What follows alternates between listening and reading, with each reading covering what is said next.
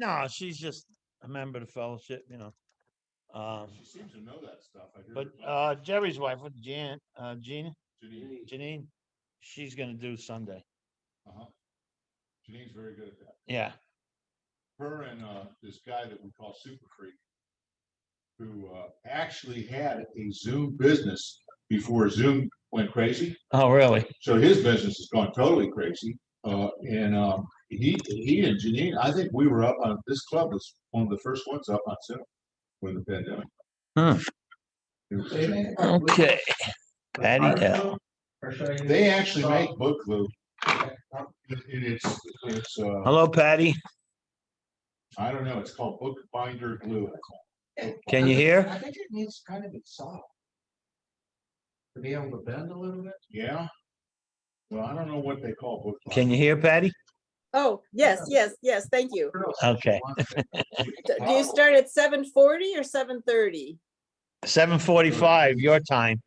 7:45, okay. So I know nothing about this meeting. I just heard about it in another meeting I was in. I said I was looking for a step study, so I guess that's what this is. Is that right? Yeah, but we're on week 21. Okay, So if you want, if you're interested, you can go to YouTube. You might want to write this down yes, I will. and put Danny Falcone I had a sort of a late. 2021. How do you spell that? DANNY F like Frank ALCONE 2021. She likes to be late. Okay. And you'll have the first 20 weeks are there. Oh, wow. Okay. And so where are you located? We're in Oklahoma, Oklahoma You're in City. Oklahoma. Okay, so I'm in Virginia. Okay. Yeah. And so the first 15 minutes, if you pull up one of the recordings, the first 15 minutes is just people like yourself letting them in the room. Okay. There's 1 week I don't remember which week, but 1 week we was only a couple of minutes before the meeting starts. Because we got in late. But every other week it's been, you people come in, we let you in the room and then we start. So it's 15 minutes of letting people in before we start. Okay. And then is it from the 12 and 12 or what's the format? No, it's pretty much the big book, Okay. but we use the 12 and 12 a little bit. Okay. And so is it reading from is it like one No. leader and then It's just more like a what- class. You were late. More it's like a class. Yeah. You were late. Perfect. That's exactly what I'm looking for. And so do you start it over? Like, do you just keep doing this meeting over and over again? Yeah, this is I'm always 5 minutes early. I think it's the 27th year in a row. Yeah, you are. Oh my gosh. Yeah. And how many weeks do you take to go through the steps? About 30, depends how many people are here and how many questions we get. About 30 weeks and then so we're on week 21, we'll get to week 30, we should be done. And then we'll stop and we won't start again until January. Oh, January. Okay. Yeah. All right. Well, great. Great. Yeah. Thank you. You're welcome. And I'm Danny. Yeah, I'm Patty. Okay. Wish I was going to Grand Lake. That's Shangri-La. Yeah, my daughter, it's gonna be a bunch of kids there. That's what That Shangri-La is a pretty place. Patty Sunday, in case you're interested, we're doing a special 2-hour workshop on relationships. No. Oh, I would love to. Yeah. What's the link for that? Same thing. Okay. Same password and everything? Yeah. But that's 2 o'clock our time. That's 3 o'clock your time. So it'd be 3 to 5 for you. Okay. Thank you. Uh-huh. Hi, Robin. Hey, Danny, how are you? Good, honey. How you doing? Good. All right. If you say so, I believe you. That's good, what they- They're pretty couple. They're supporting each other and. So do you have people from all over the country that are zooming into this? Yeah, and then there'll be people like tomorrow. See, I'll load this up tonight. Tomorrow morning, it'll be on YouTube. And then Okay. there's a lot of people in Europe that watch it. Oh, okay. So They'll do you be have on, they'll be on Sunday live because it's, the time is okay. But right now, they're 5 hours ahead of you right now. Oh, okay. Here's somebody from Florida just zooming in here. Huh.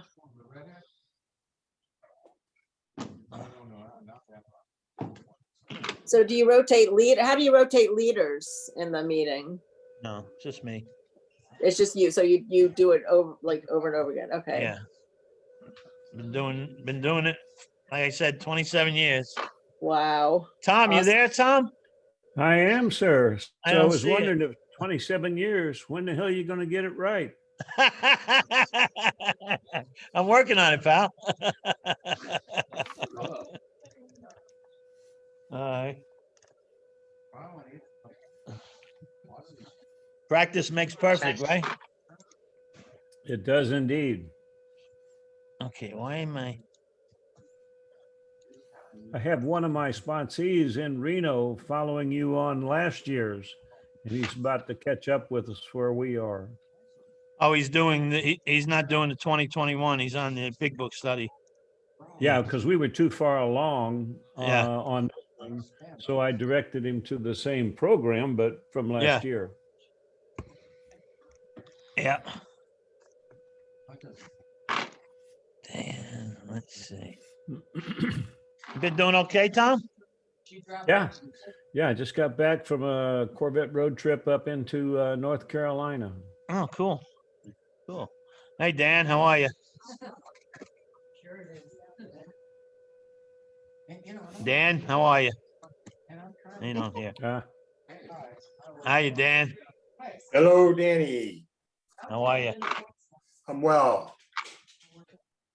Is this lady Patty a friend of yours? She's joining us tonight. Yes, yes, she is. Is that Patty LaCasia? Oops, I just said that out loud. Shannon, how are you? Hey, I'm okay. I had anxiety. How you doing? Dan, All right.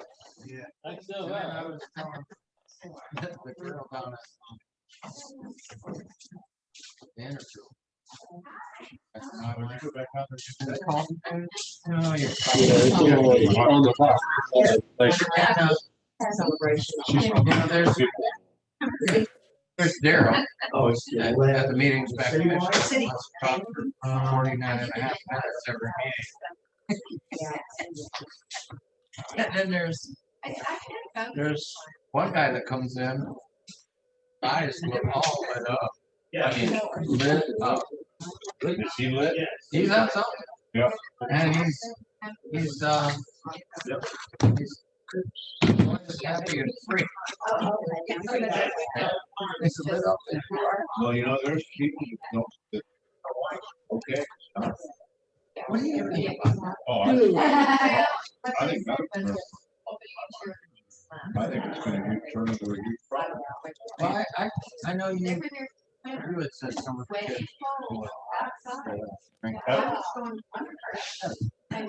These kids are really Hello, Larry. They're not just like common tires. When I was in Michigan, a year ago, friend of mine came.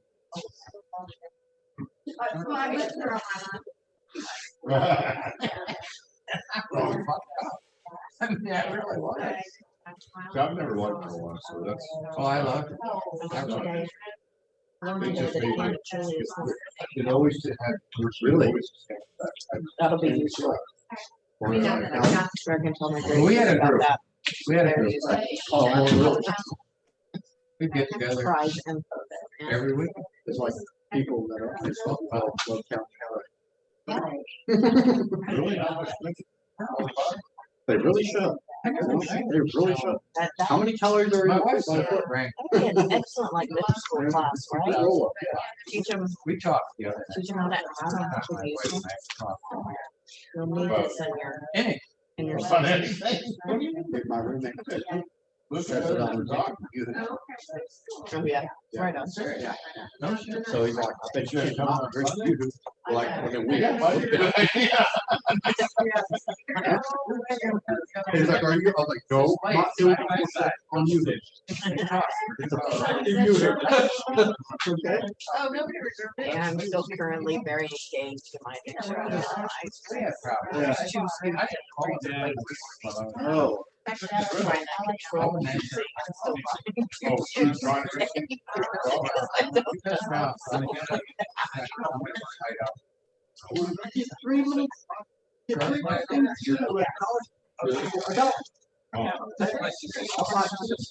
Hey, Debbie's here. And As far as that goes. Oh, I'm not. I know you're. How are you guys? Do you drink sweet tea? yeah, he goes. Oh, freak out. Sweet tea's the sound second. I'm just a computer. I like. Yeah, we got sweet tea. Johnny's birthday. Can you shut this Yeah, lady here? I'm not sweet, and I'm afraid that I have one. That's, Do it. yeah, Won't you? afraid that that's like, Don't knock that balance. that's not the one that you have. This one's got, this before it was actually printed. Yeah, yeah. She can get it. ruin my image. Richard, you know how big a 4-pound thing?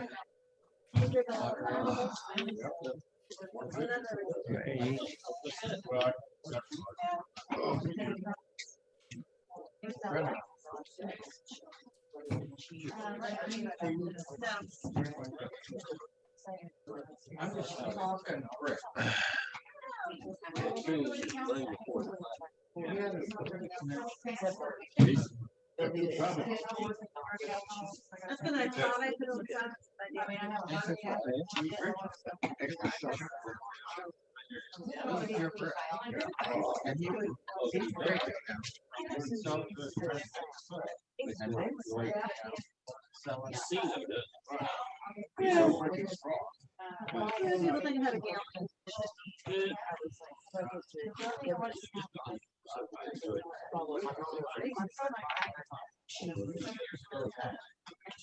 Green grapes.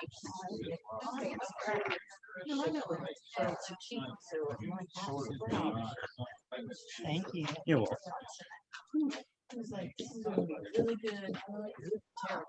It was delicious. I don't know what. They came to my house, they can eat the snacks, and I ate that whole block. And like, she is a great one, like. Answer the damn phone and help me here, or else. I'm getting pissed off.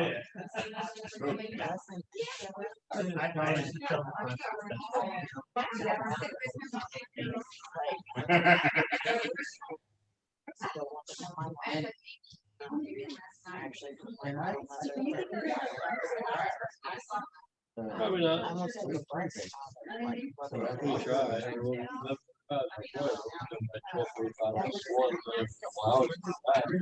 Steak? That's a good steak. I just can't imagine.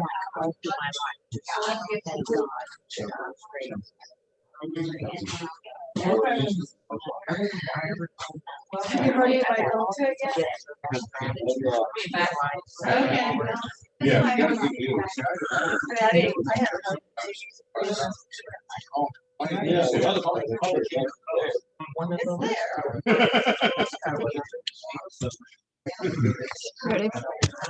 Yeah. All right, everybody. Let's go ahead and get started. So we're working on some very important stuff here in 6 and 7. And last week we talked about owning these defects, I think, just owning them through practicing them for years, so they become actually part of our personality. And so we're going to use the same practice in changing these things, and we talked a lot about that last week. We talked about slaying the defect with non-action and changing the defect with action, okay? So, and that's how these things get developed. We just practice them, so we have to start practicing the opposite of them, right? One of the things I think we talked about, I remember I tell you the silly story about the guy with the 2 horses. Yeah. And, okay, so that's a silly story, but that's a good example of how we get stuck on the problem and we don't want to look, we can't see anything else but the problem, right? So this is a true story of being stuck on the problem. And I don't remember what the exact figure is, but in the late 60s and early 70s, the United States government spent millions and millions of dollars trying to develop a pen that would work in space. Yeah, I mean, millions and millions of dollars, and they failed and failed and failed and failed. You know what the Russians did? They took a pencil. You can't make that shit up. Right? So, we get so focused on what we're doing that we can't see any other. If it don't work, we're gonna try harder to make it work. We're gonna make that square fit into the circle. Okay. So, but the truth of the matter is that we can remove any objectionable idea from our minds by overriding it with a better idea. And that's what we're going to try to do. When the old ideas comes up, we can recognize it right away. I know what this is. I know what this brings. I know what I get from this, and not do it. Don't do what I want to do, and then make myself do the opposite of that.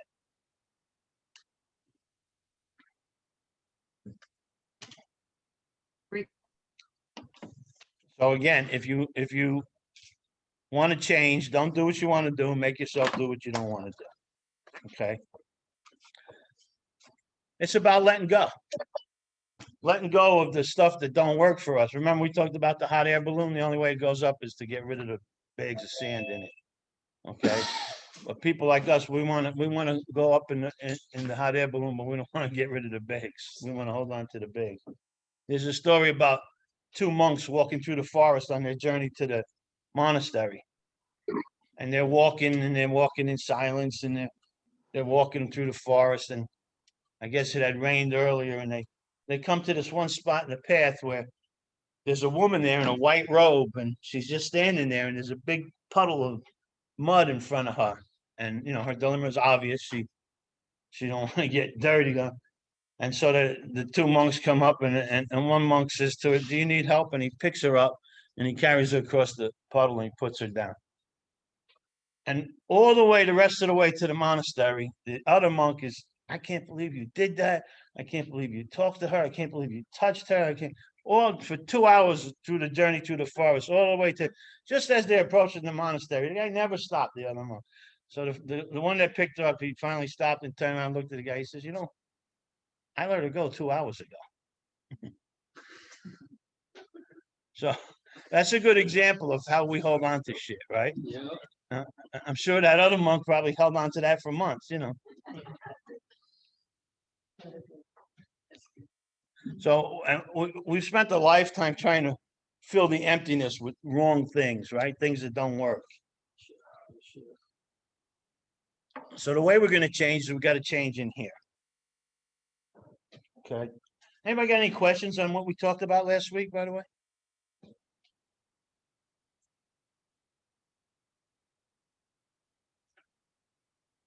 No? Nobody got any questions? Yeah, I sort of just have Go ahead. a puzzle.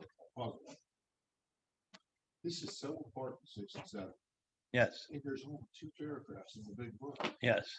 I mean, you ever look into that? Yeah. Well, I tell you, I asked Joe from Joe and Charlie one time what he thought about that.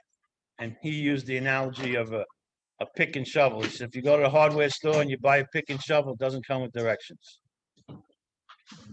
You just got to keep digging and shoveling and digging and shoveling. You got to just do the work. So it's obvious, what we have to do once we become aware of our defects.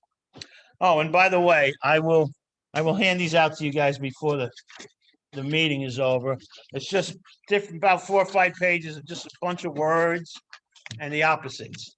So in case you get stuck on the left, of course, is the defect, and on the right is the asset. Now, we'll wait. But I'll get them to you before the meeting's out. We'll hand them out. So if I'm aware of my defects, that's one thing, right? That's important. Awareness is half of the battle, okay? But then we have to do something. So most of the time, if something that's going on in our life is not really objectionable, then we don't really want to change it. And I'll give you for instance, in my life, I guess about 10 years ago, I'm going in the shower one time and I caught a glimpse of myself in the mirror, and I was really getting way overweight. And first thing, I'm Italian, I'm supposed to have a big belly, but it was really objectionable to me the way I looked, because my whole life I'd been kind of on the skinny side and in pretty much decent shape. Now I'm in my 60s, and then I was in my 50s, and I thought, oh, it just comes with old age. But until I saw myself and it became objectionable, I never was willing to do anything about it. So now, what do you have to do about something like that? And this is just one example, but if I want to lose weight, I can't eat. Like I said, I'm Italian, so I eat pasta 2, 3, 4 times a week. As you know, I own a restaurant that sells pizza and pasta. That don't work out too good, right? I eat at least a piece of pizza every day, and I have pasta 2 or 3, 4 times a week. So I have to not eat that stuff. I have to make myself not do what I want to do. Then I have to make myself do what I don't want to do. Have a salad, have some fruit, that kind of stuff. I did that for some months and I lost some weight. Didn't last, but now I just don't look in the mirror when I go in the shower. I solved that problem, right? I fixed that. But that you understand, the same thing happens with our minds, that when something becomes objectionable, now we have to not do it.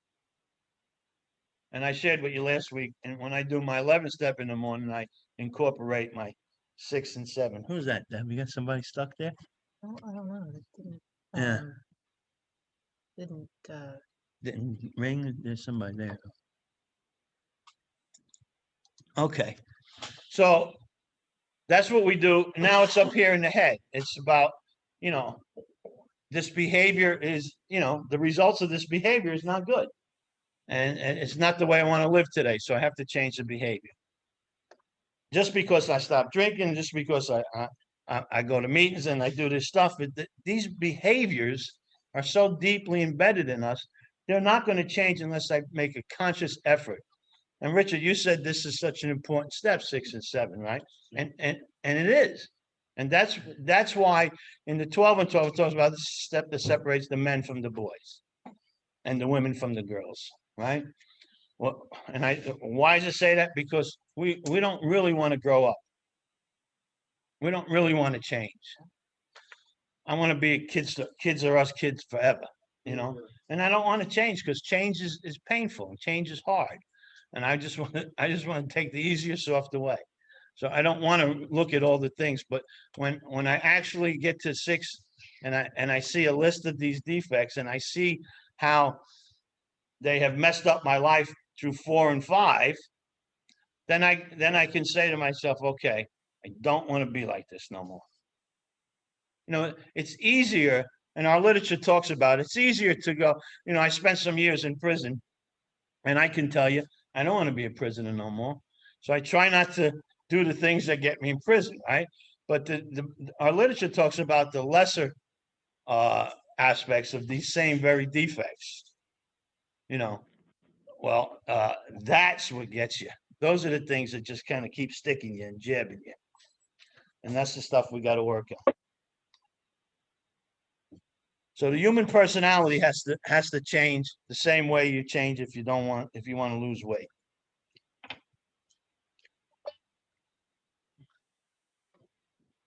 Okay. when we start doing these things, we start seeing a little bit of change in our lives. And when we practice these steps, we see powerful changes take place in our lives. And I don't know if you're anything like me, if something's good, the more, it's good, the more I want it, right? And so I put forth the effort to do a lot of changing. Because Bill Wilson once said that there's a lot wrong with us, of which a lot has to be done. And it goes way beyond alcohol and drugs. There's so much wrong with us. And this is really where the rubber meets the road, changing who I am. 6 and 7.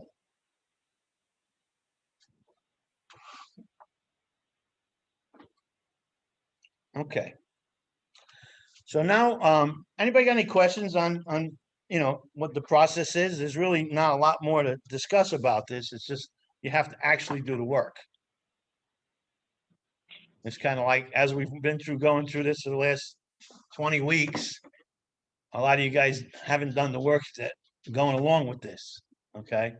Yes. I just asked Richard, is there anybody that you know, ask Richard, that is actually sane? Sane? Yeah, Define sane.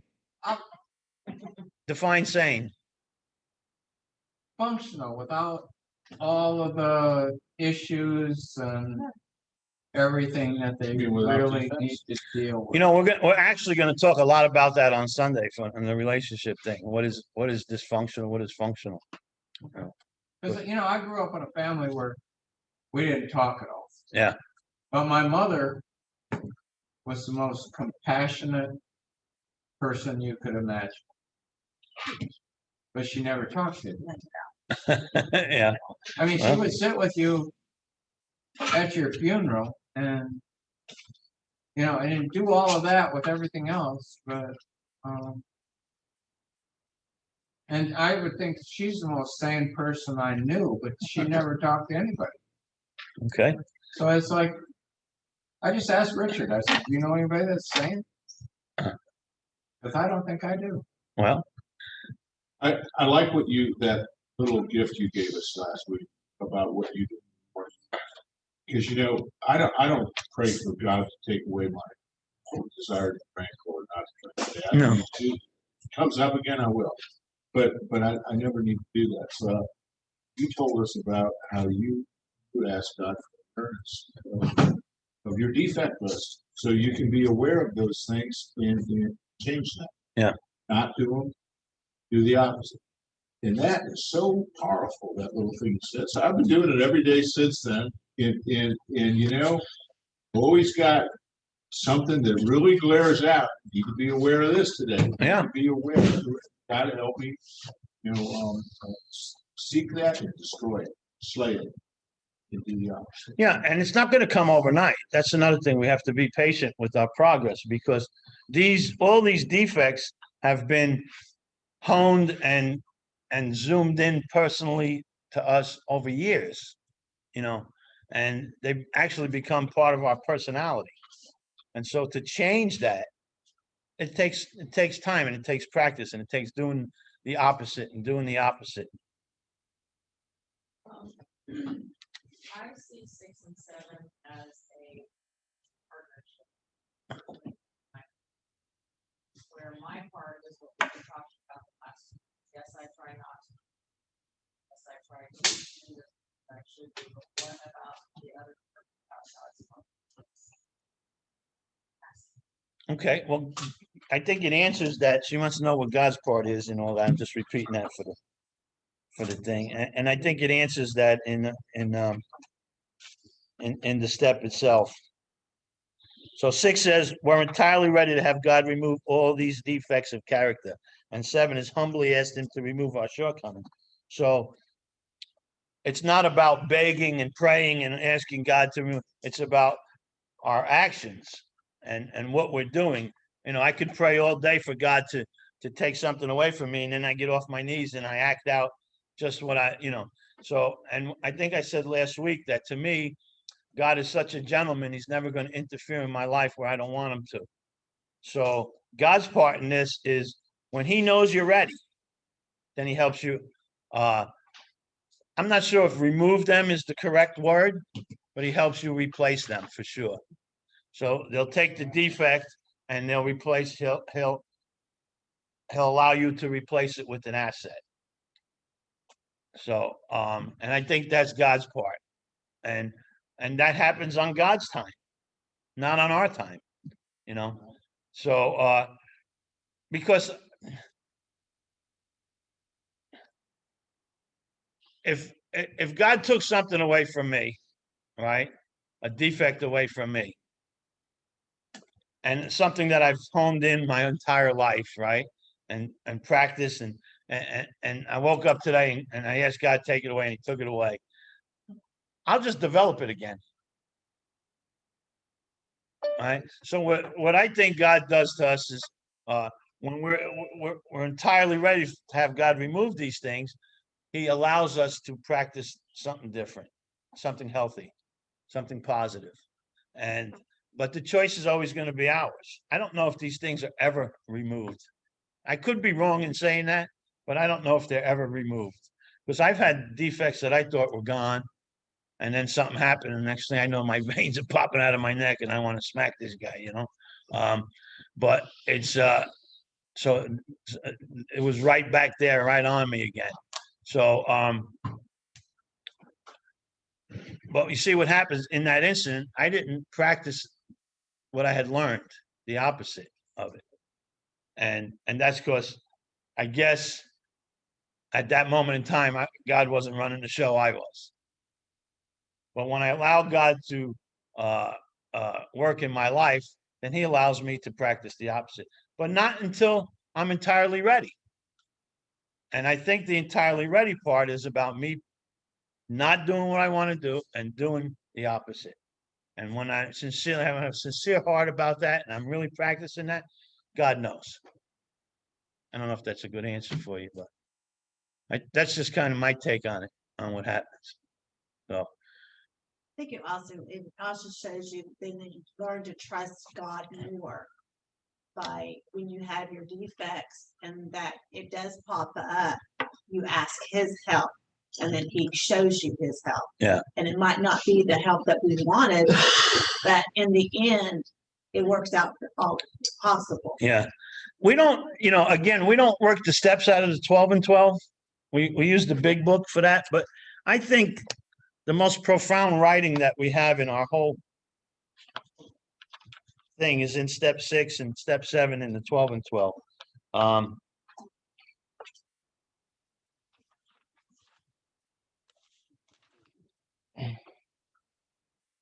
If you have these 12 and 12, which on page 66.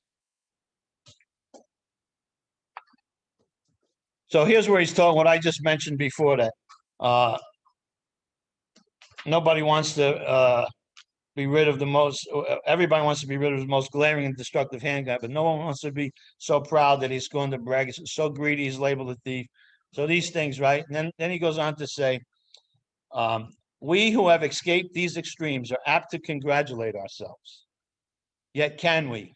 After all, hasn't it been self-interest, pure and simple, that has enabled most of us to escape? Not much spiritual effort is involved in avoiding excesses what will bring us punishment anyway. See, so I don't do the things that put me in prison anymore. But that's not such a spiritual thing. That's more of a selfish thing, right? But when we face up to the less violent aspects of these very same defects, then where do we stand? And listen to what he says in the next couple of paragraphs. What we must recognize now is that we exult in some of our defects. We really love them. Who, for example, doesn't like to feel just a little superior to the next fellow, or even quite a lot superior? Isn't it true that we like to let greed masquerade as ambition? To think of liking lust seems impossible, but how many men and women speak love with their lips and believe what they say so that they can hide lust in a dark corner of their minds? That's pretty profound right there. And even while staying within conventional bounds, many of us have to admit that their imaginary sex excursions are apt to be all dressed up as dreams of romance. Oh. That's That's a left uppercut right there. Self-righteous anger also can be very enjoyable. In a perverse way, we actually take satisfaction from the fact that many people annoy us, for it brings a comfortable feeling of superiority. How about that one, right? Gossip, barbed with our anger, a polite form of murder by character assassination, has its satisfactions for us too. Here we are not trying to help those we criticize. We're trying to proclaim our own righteousness. Ugly stuff to look at it on yourself, right? When gluttony is less than ruinous, we have a milder word for that too. We call it taking our comfort. We live in a world riddled with envy. To a greater or less degree, everybody's infected with it. From this defect, we must surely get a warped yet definite satisfaction. Else, why would we consume such great amounts of time wishing for what we have not, rather than working for it, or angrily looking for attributes we shall never have, instead of adjusting to the fact and accepting it? And how often we work with no better motive than to be secure and slothful later on, only we call it retiring. So that's in step 6 in the 12 and 12, page 66, 67. That's some really profound stuff. But if you take a look at what we just read there and look at yourself and ask yourself those questions, that's ugly. There's nothing nice about recognizing that in yourself. You know, and criticizing others. Why? So I can make myself feel better. It's a real comfortable place in life where you don't have to do that. But before I got here, I didn't know how to not do that. That's all I did.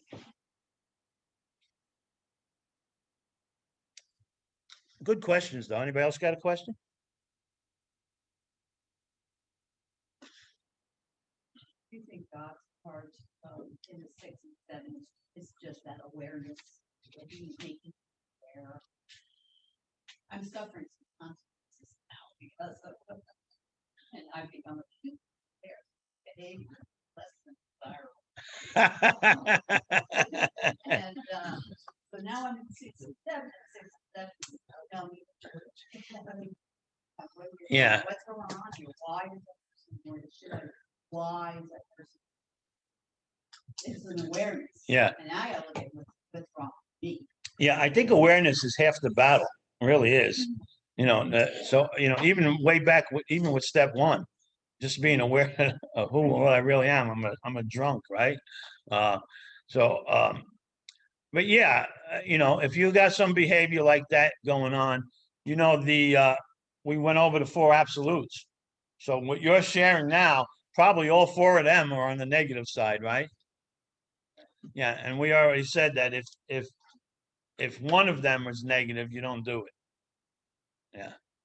So that's a good shot. Next, when we get into the 9th step, I'm going to teach you guys something that I've been all over the country and all over the world doing this stuff. And I'm going to teach you guys something in the 9th step that I don't know too many people realize about this, but it's one of the greatest tools you will have for recovery. And I'm just amazed that hardly anybody knows. You got a question? Yeah, I'm not sure if I'm gonna word this right, but I'm gonna try anyways. In order for us to work on these character defects and by doing the opposite, we have to be faced with a situation where those defects arise, right? Not always, no. Not always? No.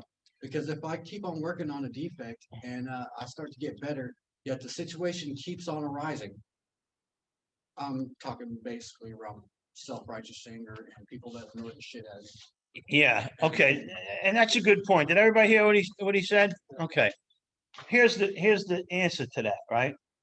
Well, some stuff we have to be confronted with. Like it's hard to work on patience until you become impatient.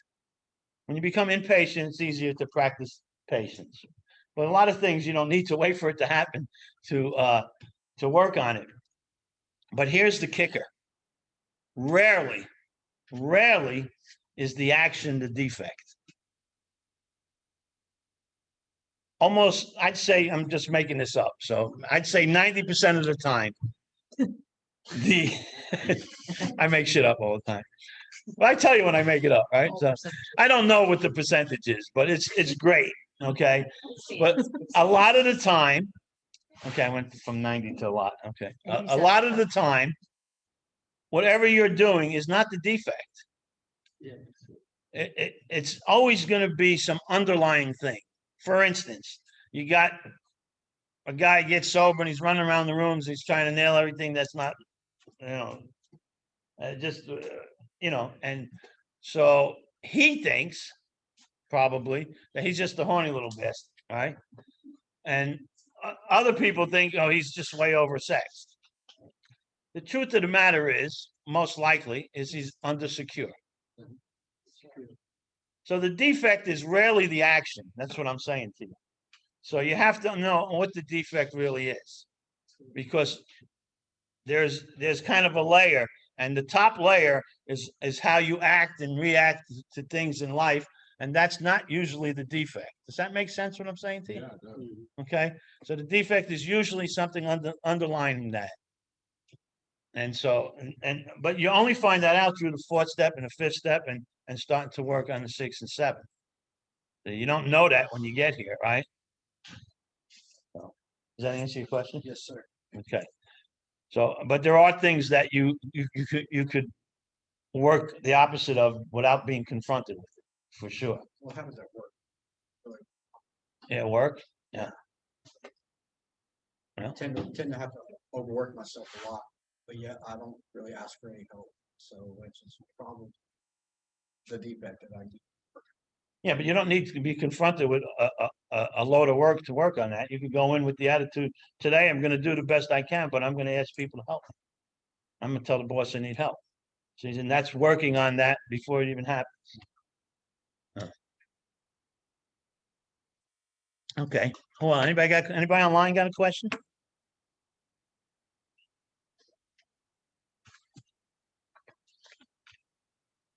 Okay.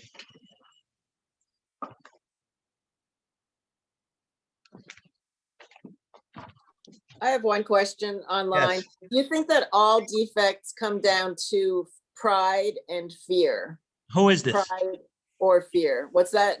Who is this? Oh, this is Patty. Oh, hi, buddy. Yeah. Your question is what? Do all what? Do you think that all defects are underlain by either pride or fear? Pride That or if we fear? dig deep enough, that they all go back to pride or fear? Yeah, it certainly may seem that way. Did you guys all hear her question? It certainly may seem that way. I think really, if you really get down to the nitty gritty, I mean, there's really only two emotions, really, love and fear. Everything else could be umbrellaed under those two. So, the opposite of love is not hate, it's fear. And the opposite of fear is not courage, it's love. So those two are really the only emotions. You can umbrella everything under that. But is that what causes the defect? I think that might be the catalyst that allows you to act out, but the defect is already part of you. Because if you take a situation with two people, the same situation, and one of them is got a defect and something happens, this person will act out the defect and the other person won't. So it's not the outside thing that is allowing it, it's what's inside. So and fear and love are both emotions that come from inside. So I don't know, it's a tough question. But I think fear could certainly set off a lot of defects. And then there's defects that could set off fear. I don't know if that makes sense, but. Is insecurity embedded in fear? Insecurity? Yes. Yes. Uh-huh. So I said there's two emotions, love and fear, but there's really two fears. The fear of living and the fear of dying. I think we talked about this when we did the fourth step, right? So insecurity is a fear. What is that? A fear of living or a fear of dying? Yeah, it's fear of living. Yeah. Yeah. So that's an interesting question, Patty. I don't proclaim to have all the answers, but I based on my experience on doing this stuff, that's kind of what I come up with. Maybe some of the stuff I'm going to read to you guys now will help you with this. I always got, we've got some time, so I want to read you some things. And they're funny little interesting things.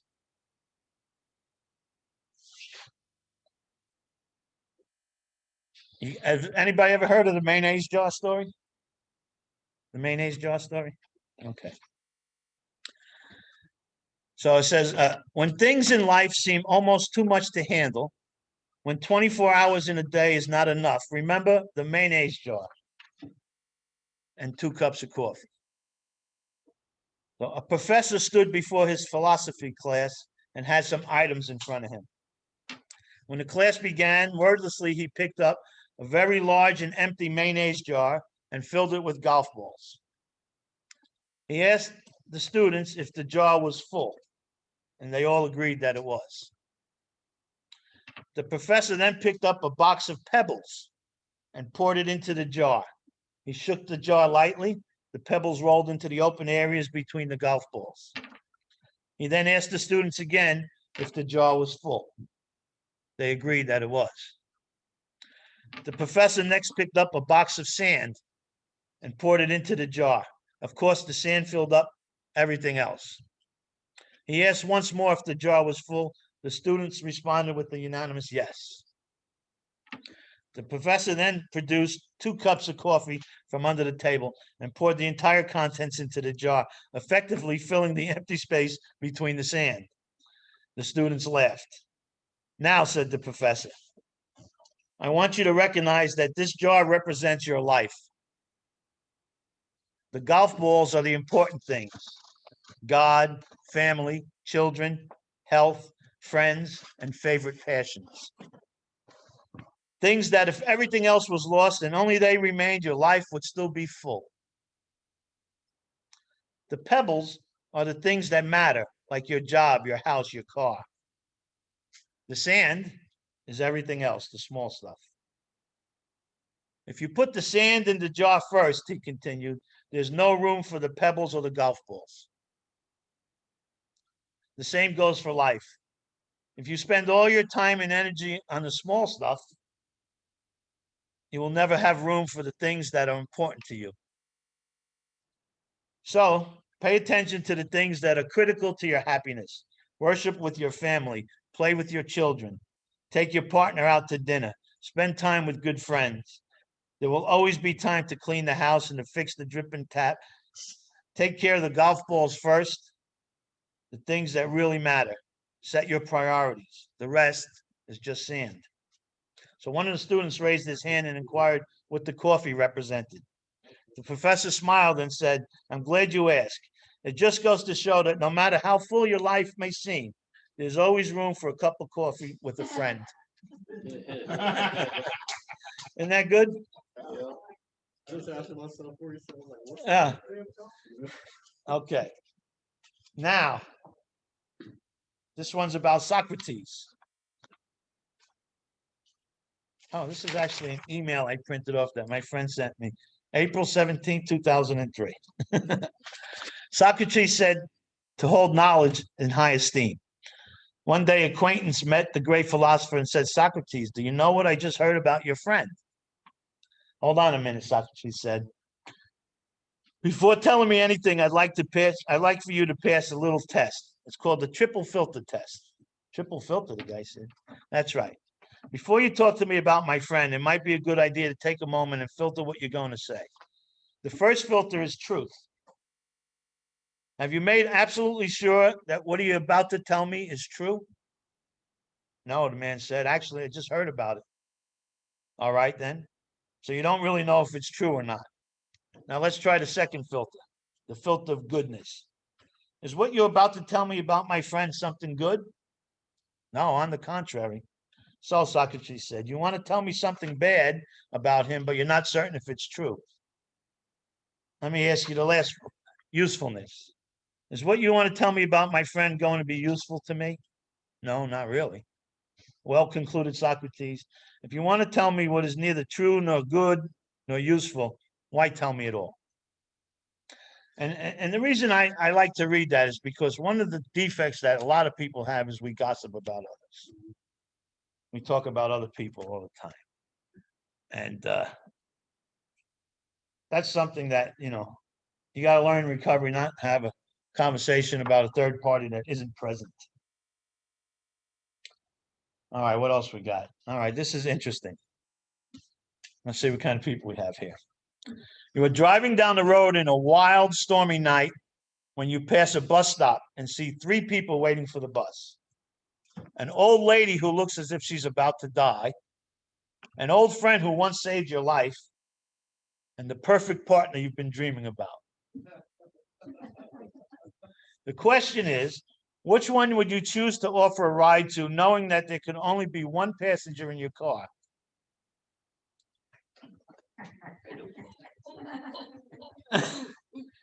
Now, you could pick up the old lady because she's going to die, and then you could save her first, right? Or you could take the old friend because he once saved your life. However, you may never be able to find that perfect mate again. All right, and I got to be honest with you. This is 2003. I got sober in 91. So I was sober for quite a while when I read this, and I said, pick the partner. The candidate, this was on an application for a high executive position in a big corporation. Wow. And it says the candidate who was hired out of 200 applicants had no trouble coming up with this answer. He simply answered, I would give the car keys to my old friend and let him take the lady to the hospital, and I would stay behind and wait for the bus with my partner in my dreams. I never thought of that shit. That didn't cross my mind. I was thinking, they bought a bus pass, might as well let them use it. Think outside the box. Yeah. Wow. Okay.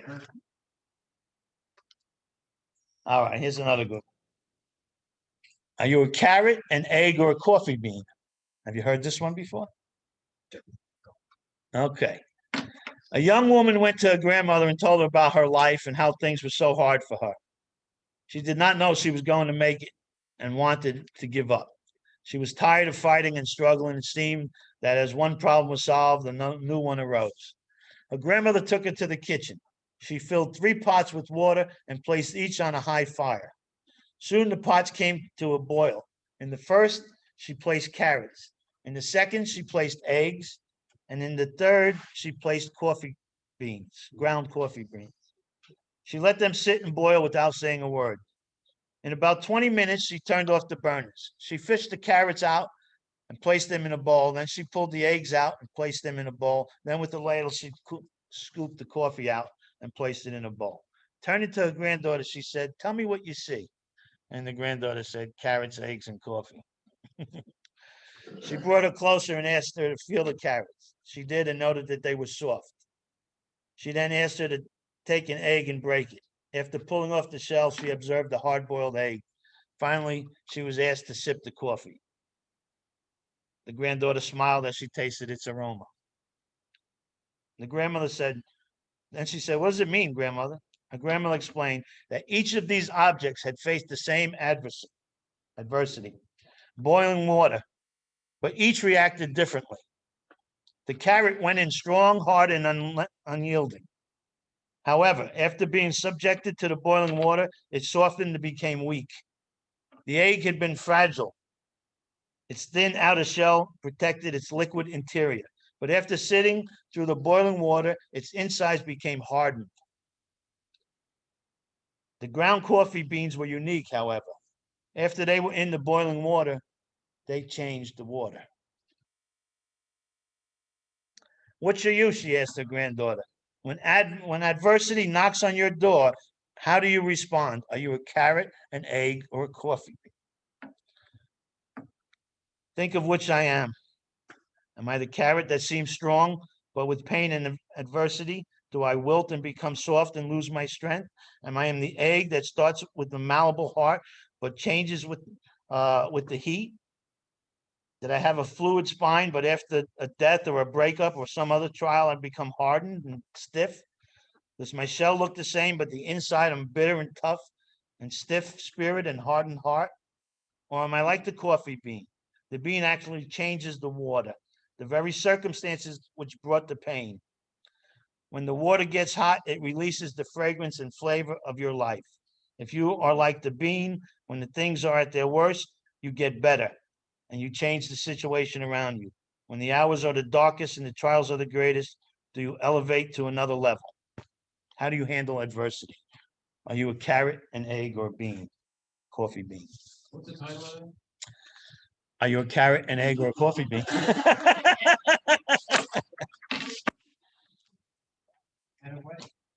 I don't know where I got that from. I've had that one for a long, long time. So, why do I read these things during this here? Because they have a lot to do with how we are. All of these stories that I've been reading have a lot to do with how we are. When we first started this class 21 weeks ago, we started off with the set-aside prayer, right? Remember that? And I said it's a good idea to, anytime you study the book, to say the set-aside prayer first, right? To set aside anything that I think I know about myself, about my disease, about the big book, about the program, and especially about God, right? I didn't tell you that on week 1, but that's exactly what we're talking about on week 21. We're talking about change. And on week 1, I gave you the first example of how we change. Ask God to set aside what I think I know about these things. And as we study, have an open mind to learn something that I don't know. Because I can only speak and do from what I know. I need to learn different things to have a different life. That's what 6 and 7 is about. Having a different life is about change. Can we go to the coffee and the egg and the carrot? Uh-huh.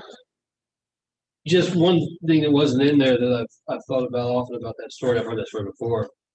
The coffee beans weren't beans; they were ground up. Right. They had to be ground up to release their magic. Not really. Well, but they had to be ground up to release their magic in that time. Right, but what I'm saying is being ground up didn't change them or ruin them. No. It made them able to take the hot water, just like we have been ground up when we came in here. Yeah. And now it's that. If you put a whole bean in there, it'll do the same thing. It'll just take a lot longer for it to reach its potency. It's not as well. So yeah. My point is being ground up didn't destroy them. Being ground up made them accessible to the flavor. Just like us being ground up to our drinking and drugging didn't destroy us. It made us now pliable for this. Good point. All right. Got one more thing for you to read. To you. And this is from Joe. I don't know if you're familiar with Joe and Charlie. Old man Joe. He was a good guy. I did a convention one time with him and got to talk to him for quite a while. It was, but he wrote this thing. It's not, a lot of people aren't familiar with it. He says, I have a pretty rocking chair down in my office. When I first bought that building, someone had run off and left it behind. There wasn't anything there of any value, but there was the old rocking chair. It was a horrible looking mess, painted black with one of the rungs broken out of the back of it. I decided I'd keep it, thinking maybe one day I might put it together. Quite a few years went by and it just sat up in the attic. Several times, some of the guys tempted me to throw it away. In fact, I'd found it around the garbage dumpster and I'd bring it back in saying I was going to take a look at it one of these days. So I finally got this old rocking chair out of the attic and into the light downstairs so I could really see it. As I began to look at it, I saw that it was really a fine chair. I got some paint stripper and began to strip it. I stripped all the paint away and found that it was solid oak. I took the old ragged bottom that had been covered over many, many times with different cloths and tacks, and I tore it off and threw it all away. There was one broken rung, and I made an identical one by bending one and putting it in there. I sanded and refinished this chair. Finally, I took it to the upholstery shop. I asked the man there how much it would cost to put a nice white velvet bottom in it. He looked at it and he said, I'll be glad to do that, before I fix it, I'd like to offer you $350 for it. That beautiful, valuable chair was always there. It was there all the time. It was simply covered up. That chair had always been beautiful since the day the guy made it. And that's the way I am and you are, with God's life inside of us. God made us this way, beautiful and valuable. Like the old rocking chair, over a period of years, I covered myself up with all sorts of things and made a big mess. The steps have enabled me to uncover, discover, and discard. It is a program of getting rid of the things to get down to what we want. That's old Joe's, right? All right. So we still got 15 minutes. So who's got any questions on any of this stuff, any of the first 7 steps? Anything that we talked about? Any questions?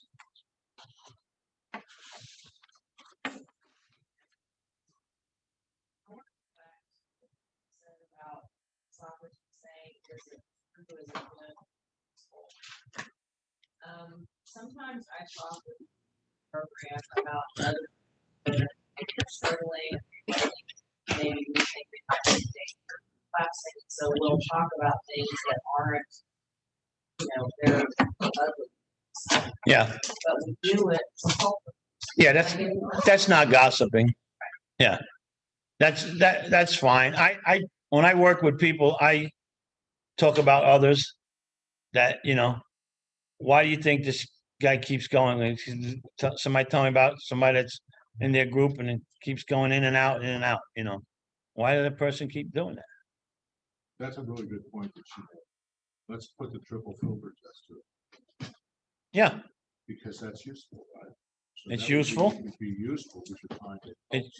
It's true. It may well be true. You're trying to figure out is this true or not. Yeah. You talk to her or of course it would be goodness to Yeah. help somebody in the program. Sure. So we can actually apply the triple filter test Yeah. to gossip in our rooms. Yes. Good point. But yeah, there's lots of reasons why we can do that. That would be okay. Well, I don't know about lots of reasons, but there's certainly reason for that to be okay. Who else got a question? Just a general question. Do you recommend everybody having had their first go around with all the 12 steps to go back sequentially, start over again with each step? Or Oh yeah, yeah. I know you said something about maybe that's not necessarily true. No, you need to keep working steps. Yeah, absolutely. On a different topic. Yeah, on a different topic. First and foremost, you've got to work the steps on alcohol and drugs. You have to address that first. And then when you finish with that, then you come back around and then don't forget now, the only step that differs is step 1. So instead of alcohol or drugs in step 1, it's whatever you're working the steps on. And then the rest of the 11 steps are exactly the same. Yeah. But absolutely. Absolutely. Barry, that's not here tonight, but he's been coming. He sat through this thing probably the first 10 years in a row that we did it. Every year you work the steps on something different. I don't know if I would be diligent if I didn't do this myself. I'd probably be a lot more lax than I am, but this is something that allows me to keep working steps myself. That's the idea of it.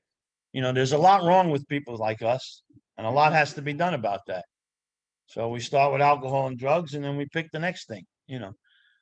If anybody here thinks there's nothing else that they have arrived and there's nothing they need to work on.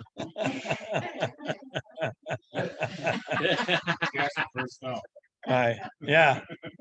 So, yeah,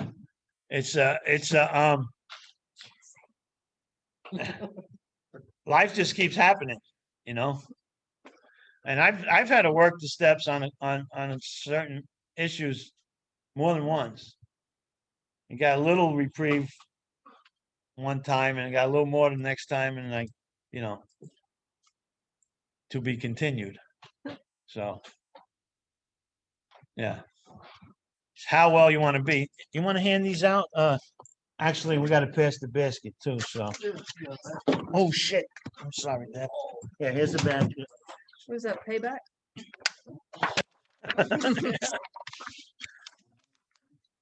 Get a sheet, give it. Yeah, there you go. It's $5 a sheet now. All right, who else? Let's kind of do it quietly. We got 5 minutes left. Who else got a question? Anybody else online got a question?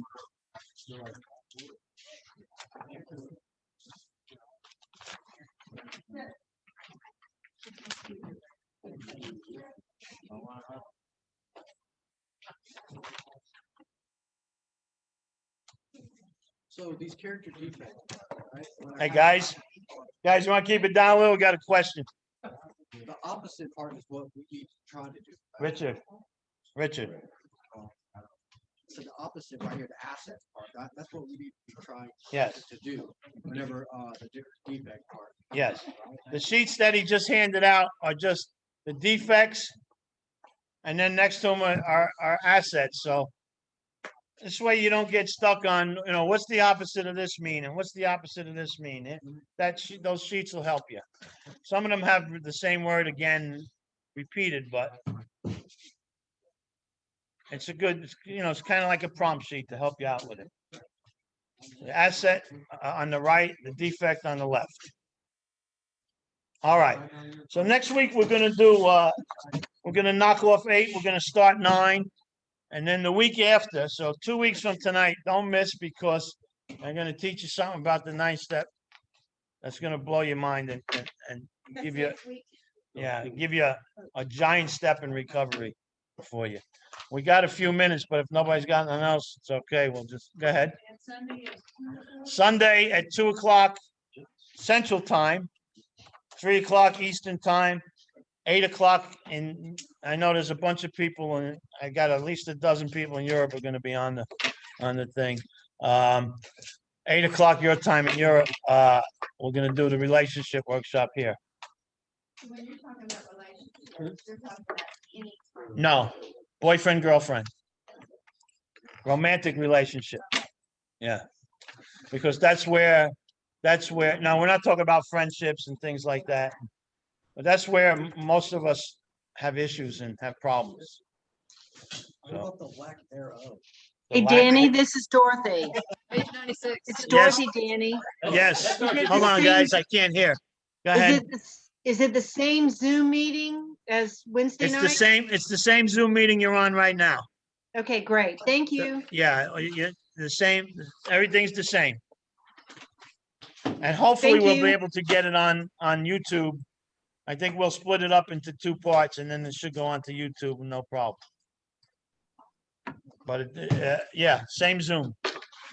Okay, guys, anybody else? Nothing else? See you Sunday, I hope. Bring your sponsees. Yeah. And your boyfriends. She said, and your boyfriends. Yeah, bring your husband and your boyfriend. Thank you. Don't worry about that percentage thing, because 87.3% of all percentages are just made up on the spot. All right, guys, take Thank care. you. Nice to see you. Thank you, Barbara, how Danny. are you? Kathy, how are you? Nice to see you guys.